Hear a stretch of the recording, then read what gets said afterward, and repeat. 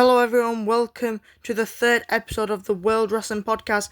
This is a solo podcast of me, just because I thought it would be quite cool for just me to do a podcast on my own, just to show you all what is happening today in the wrestling world. I am filming this on the 21st of June.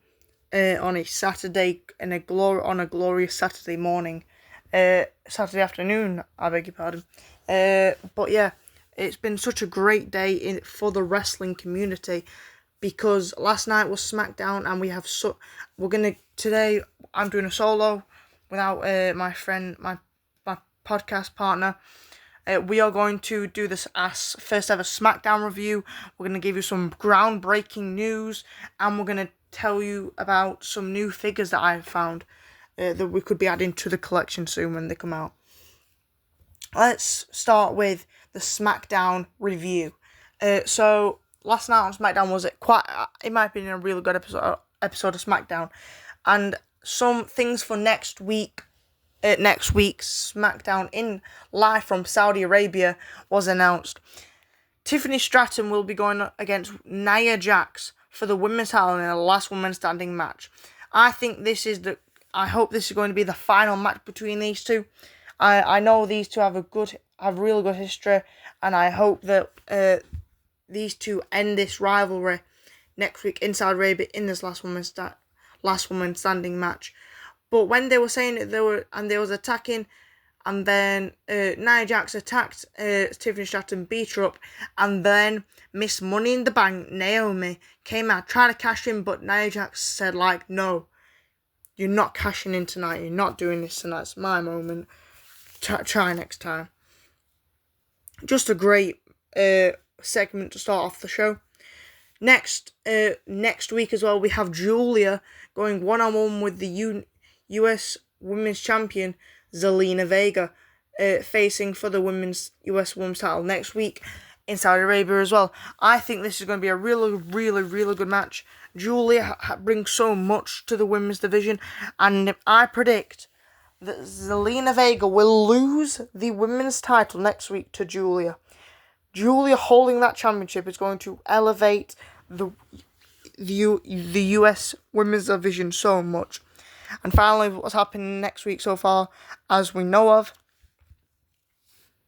it will be the Street Profits going one-on-one with the Wyatt Sixes, Joe Gacy and Dexter Lumis for the Tag Team Championships. I am real excited for this. The Wyatt Six have just mainly returned. The Street Profits are the tag champs. They are ready for the Wyatt Six, but I don't think deep down the Street Profits are ready for the Wyatt Six. I know they can. I think that they have started to realise what the Wyatt Six can do, and I think their championships are in jeopardy. Do they win the tag titles? I don't know. Probably not just this early. The Wyatt Six, I wouldn't be angry if they win the titles. Could see a lot of title changes next week on this go home show to Night of Champions. Next, we're going to talk about the Queen of the Ring semi-finals, which was between Asuka and Alexa Bliss. Asuka winning the Fatal 4-Way on Monday Night Raw. Alexa Bliss winning it last week. And then it was quite a good match in my opinion. And then Asuka did a couple of... and then Asuka just got Alexa 1, 2, 3. Asuka won, and she's going to be facing whoever wins on Monday Night Raw in the finals of the Queen of the Ring tournament, which I think Asuka has a really good chance of actually winning the whole tournament. Next, we have Randy Orton versus Sami Zayn in the men's semi-finals, and what a match this was. I knew these two would put a good contest together, and then it happened. What a vicious RKO. Sami Zayn was getting Randy Orton lined up for a haluva kick, and then bang, RKO, the most vicious RKO I've ever seen. 1, 2, 3. Randy Orton beat Sami Zayn in the semi-finals, going on to the King of the Ring finals for 2 years in a row. Last year in the finals with Gunther, this year in the finals with the winner of Cody Rhodes versus Jey Uso. Now, is this year the year for Randy Orton? I thought last year would have been, but no, this year, I hope. Well, I still don't think it's going to be Randy's year this year, because I predict that Cody Rhodes will beat Jey Uso, and it'll be Cody Rhodes versus Randy Orton at Night of Champions, and Cody Rhodes will win and face John Cena at SummerSlam. Next, we have the confrontation between Jacob Fatu, JC Mateo, and Solo Sikoa. Jacob denied Solo, and he says, it's always been about this. So he says, so now at Night of Champions, it's going to be Jacob Fatu versus Solo Sikoa for the United States Championship. This could go either way, in my opinion. I wouldn't mind if Solo won. I wouldn't mind if Jacob Fatu won. I believe Jacob Fatu needs to keep this title for a while until he has a worthy opponent. I think they're going to do so much more with this rivalry. Probably, I don't want them to, but I think they're trying to bring back the Bloodline rivalry. And then Jimmy Uso came out, and Jacob Fatu helped Jimmy Uso. Always setting up a tag team match between JC Mateo, Solo Sikoa, and Jimmy and Jacob Fatu. We'll have to wait and see. And possibly for the United States tag titles. Only joking, guys. We know Jimmy Uso's the same. Next, going to near the end of our SmackDown review, we have Run the Truth Killings attacking, I think it was Kit Wilson, just before his match. And then in the main event, it was R-Truth versus John Cena. And actually, R-Truth, Ron Killings got a good match against John Cena. I didn't think it was a real of a squash match. I think they gave him a bit of a good opportunity. But Run the Truth Killings beat John Cena by disqualification. Then CM Punk came out, and John Cena AA'd CM Punk through a table. And we all know what's happening next. We all saw it. The best moment of SmackDown last night, in my opinion. John Cena recreated the pipe bomb. He said stuff about TKO. He even broke the fourth wall. He was even shouting out Claudio Castagnoli, Matt Cardona, and Nick Nemeth. Just like CM Punk did with Colt Cabana. Back when CM Punk did the pipe bomb. This was I think this was John Cena's best work, and it's like he's turning into a fun heel that we can work with, that is getting a good response. I bet 95% of the fans in that attendance was cheering John Cena out. That was our SmackDown review over. Now we have our just news now. Goldberg's last ever match will be at Saturday night's main event against Gunther. I believe that this was one of the most best opponents for Gunther to finish it. Gunther is a great talent. Goldberg, I don't know what to say, because I don't know what to say without getting flashback by you guys. But yeah, he was undefeated, and Goldberg said, I've been undefeated, so I don't need to stay queuing a line. I do respect that. I understand why he would say that. Goldberg is a great talent and someone we will miss very much. Hopefully he might just zoom stuff. Also some news. Last time at Worlds Collide, we saw the returning of Rey Mysterio, just coming out to say hello, to introduce himself to the fans, just to see the crowd and all that. And then we've heard as well Rey Mysterio is rumored to return in ring by August. I am very happy that he's coming. That we have a type of date we should be expecting his in ring return. Because last time we saw him was in the go home show to WrestleMania 41 Smackdown. When he got injured, when he was supposed to be going 1-on-1 with El Grande Americano at WrestleMania, but instead he got replaced by Rey Fenix. I have really missed Rey Mysterio being in ring. He is such a legend in this company. He needs more recognition, I believe. Even more recognition he already has. He needs more.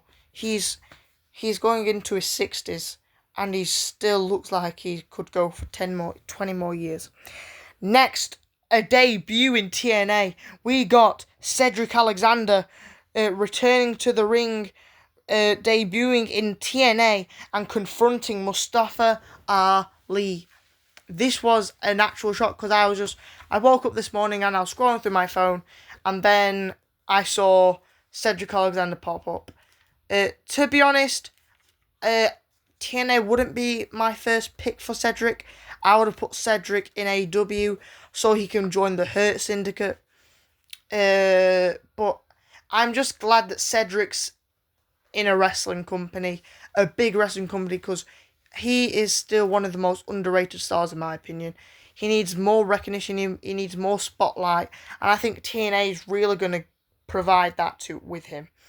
And as well, this rivalry he might be starting with Mustafa Ali, these two I think they did a match at WrestleMania 34 in New Orleans. So yeah, I think they could do a really good match. This one, I am very, very happy about. Undertaker says he is interested on joining the creative side of WWE.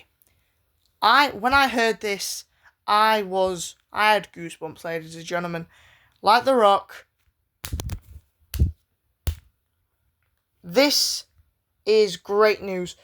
Having someone like The Undertaker being a part of the creative team will be so good for the product itself, because his mindset, his legacy on its own he can give so many people great ideas. He can make storylines better than they already are. He's gonna make this company. He's gonna join Shawn Michaels and Triple H in the creative side, hopefully.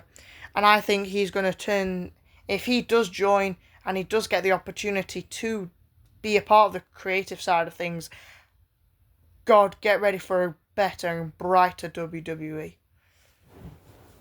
Next, on the WWE, if you've not heard already, we have a new WWE 2K25 DLC pack has been released. I forgot the name of the actual DLC, but it contains 5 stars into this DLC.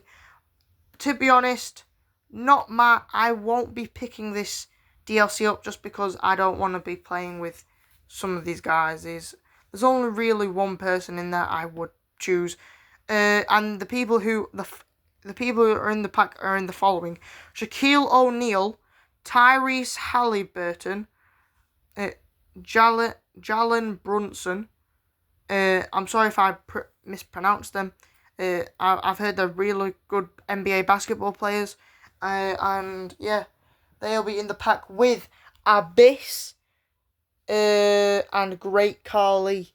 And I'll be honest, if I ever do pick this pack up, I'll only be using Abyss from this, because Abyss is a TNA Hall of Famer, and I'll just love to play with Abyss. Shaquille O'Neal, yeah, I might just have a little match with him with Cody Rhodes or with Omos. I might do, but like with the basketball players though, there's no reason for him. We don't need celebrities in our WWE games. WWE games are meant for WWE superstars. I get it to get more eyes on the product, but I think you should just get popular for just being popular. I think you should be popular for doing what you like doing, not bringing other people to just join your product really, because it's just, yeah, I don't really agree with it. But yeah, new DLC pack. Don't know when it actually does come out, but anyway, we are going to now announce some new figures. I am mainly excited for the Elite side. So we have the new Undertaker Ultimate Edition with the Phantom Mask and the black and purple gear. This is a really, really cool figure. My dad, his favourite wrestler is The Undertaker, and he has even said, a lot of my family even are big fans of The Undertaker. I am big fans of The Undertaker. This is a really good flashback figure, just because of the type of stuff he's doing at the moment. Joining creative, hopefully, this is going to be sold out very, very easily. Next, we have Cody Rhodes and Pharaoh 2-pack. The finish the story, the WrestleMania 439 gear, I believe. I don't think it was WrestleMania 39. I think it was just a picture from WrestleMania 39. But this was a really, I think they've done a really good job with the Pharaoh. I think the first ever dog figure in WWE action figure form, which I think is just really, really cool. It's giving more eyes to the product, and probably going to pick this up. Now the AW people have started to receive this and be able to buy this now after a couple of years from, I think it was Double or Nothing 2021 or 2020. It's the AW mini golf 3-pack with Sammy Guevara, Kenny Omega and Matt Hardy. This is a really cool, I'm not a big fan of the pop-up car, but it looks cool. It really does. I like the way it's coming in. It's like Sammy Guevara's being run over a bit. But yeah, next, the Orange Cassidy Ringside Collectibles exclusive. I would say it's the vintage figure because it's like a white and black one. I honestly think it looks epic. This looks so good. People think it's not the best. I think the belt just saying international champion is just continental or international, whatever it was, championship is brilliant. So happy this is coming. I'm probably going to get this actually. Next is WWE Elite Series 119. Before I announce the actual things, John Cena's Los Angeles Raw on Netflix gear will be the 6th figure in this. I don't have a picture for this, but I can just show you a picture of the LA gear. First is the Liv Morgan Elite with Dirty Dom or Daddy Dom on the bra, on her gear with the Women's Championship. This is the first of many, one of the first times we've ever seen the Women's World Championship in elite form. We've not seen the Liv Morgan figure for absolutely ages, and I think this looks really good for her first figure for a while actually. Next we have Dirty Dominic Mysterio's new elite in the skeleton type gear.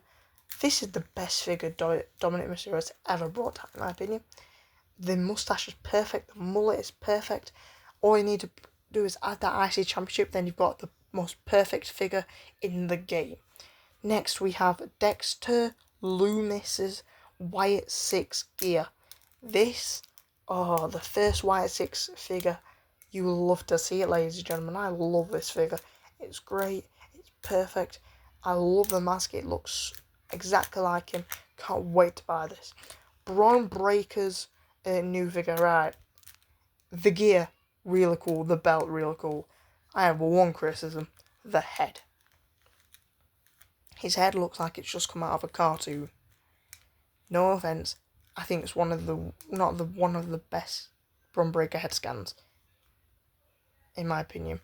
Next and finally, the Ethan Page version 1, just basic elite, which looks stunning, really cool. I think it's the white, red and blue, I think, and then the chase is white and silver and gold.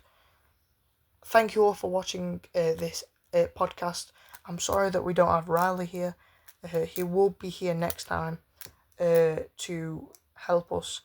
Hopefully, I'm going to try and post more. Thank you all for supporting me in my time here. You've made this journey so much more fun than it already is going to be.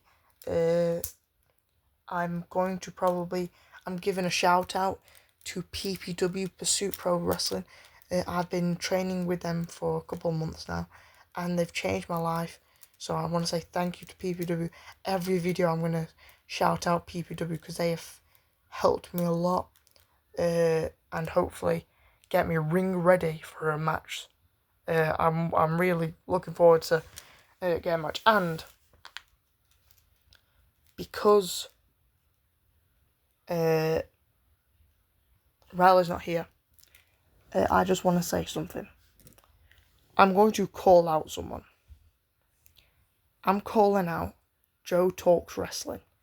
I want to have a collaboration with a major star, and Joe Talks Wrestling is the perfect person. He's in the UK like me. So Joe, what are you waiting for, mate? I'll be waiting for your response. I want a collaboration or even a match. See you soon, guys. Joe, I'll wait your response.